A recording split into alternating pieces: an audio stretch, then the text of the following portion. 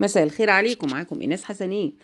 كل سنه وانتم طيبين، رمضان على الابواب. لازم نعمل شويه من اصناف الفول الجميل الجميل. هنعمل 3 اصناف من الفول السريع الجميل: فول اسكندراني، وفول بالصلصه، وفول بالبيض، طاجن جميل.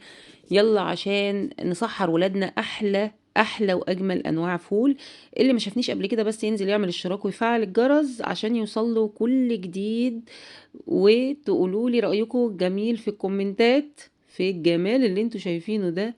شايفين الفول الرائع، طواجن الفول بالبيض التحفة، فول بالصلصة، فول اسكندراني. يلا بسرعة ندخل على الجمال اللي قدامنا. ان خلص الفول انا مش مسؤول.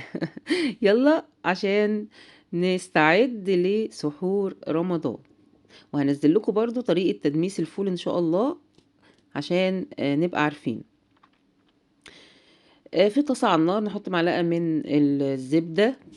هنعمل الفول الاسكندراني الاول.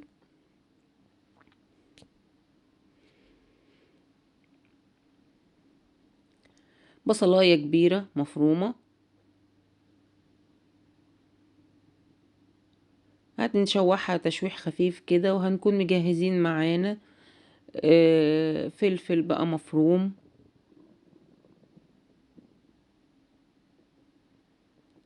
فلفل اخضر، فلفل الوان زي ما يعجبك، بس طبعا الاسكندراني بيبقى اكتر فلفل اخضر. لو موجود الوان مفيش اي مشكلة خالص، ضيفي منه شوية حتى يدي لون، مفيش مشكلة خالص. حطيت بس معلقة من الزيت مع الزبدة، حسيتها تتحرق الزبدة لوحدها. لو بتستخدمي زبدة لازم تحطي معاها معلقة من زيت الذرة لأنها بتتحرق مع التقليب. قلبيه بقى لحد ما يدبل خالص خالص مع بعضه. وضفت معلقة من الثوم المفروم في حدود 3 فصوص ثوم كبار أو 4 وسط مفرومين. تقليبة حلوة كده جميلة. وبعدين هنضيف طماطماية كبيرة متقطعة، طماطماية كبيرة متقطعة. انا بعمل هنا حاجة مقدار حوالي كوبايتين من الفول. المقادير اللي انا بقولها لكم ديت هتعمل لنا كوبايتين، تعالي كده كوبايتين فول وتضيفيهم على الخلطة دي. شو دي؟ معلقة من الكزبرة الناشفة، ومعلقة كمون، ملح وفلفل طبعا على حسب رغبتك. معلقة بقى كده صغيرة توم باودر، معلقة صغيرة بصل باودر. هتظبطي بيها الطعم، دي اختياري لان احنا حاطين بصل وتوم. اهو دول كوبايتين من الفول زي ما بقول لكم. فول الجميل اهو، شايفين الجمال؟ احلى فول اسكندراني باحلى خلطة. مش هتبطلي تاكليه، انتي تعمليه وتعينيه في علبة للسحور، تطلعيه بالطلب. تعملي حبة وتطلعي بقى تسخني للولاد كده. شوفوا احلى حاجة.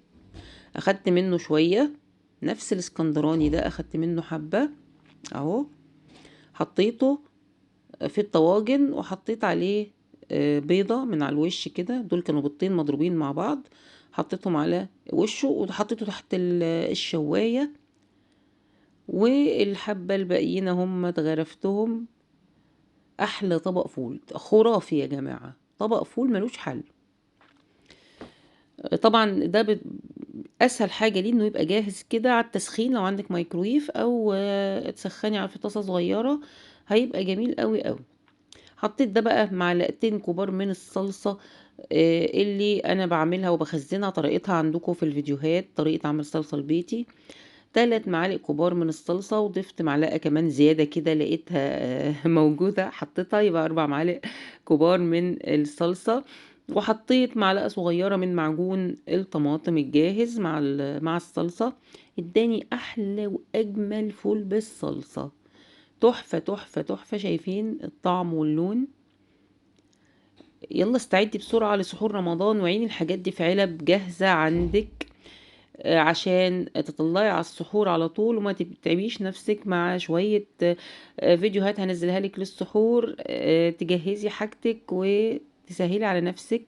كانت معاكم إيناس حسنين، وسلام عليكم ورحمة الله وبركاته. كل عام وأنتم بخير، رمضان كريم علينا وعليكم وعلى الأمة الإسلامية، والسلام عليكم ورحمة